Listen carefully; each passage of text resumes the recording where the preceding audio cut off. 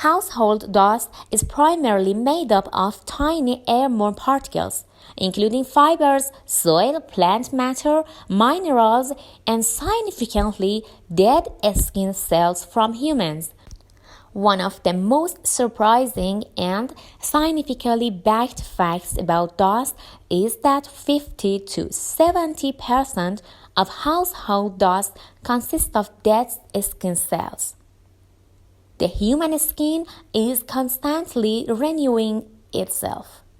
The outer layer of skin, known as the epidermis, regularly sheds dead cells to make way for new ones. This process, called desquamation, results in the shedding of about 30,000 to 40,000 dead skin cells every minute. On average, a person sheds approximately 0.5 kilograms of dead skin each year. These dead skin cells, too small to be seen with the naked eye, become part of the fine particles in the air and contribute significantly to household dust. A major reason dead skin cells are important in household dust is their role as food for dust mites. Dust mites are microscopic organisms that thrive in warm, humid environments such as beds, pillows, and upholstered furniture. They feed on the proteins found in dead skin cells. While dust mites themselves aren't harmful, their waste can trigger allergic reactions in sensitive individuals and lead to conditions like asthma and allergic rhinitis.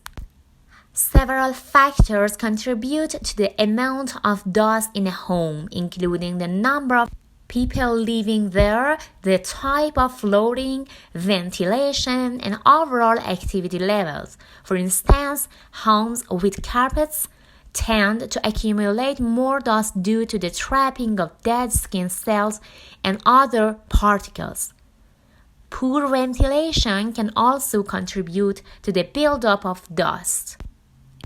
Various studies have examined the composition of household dust.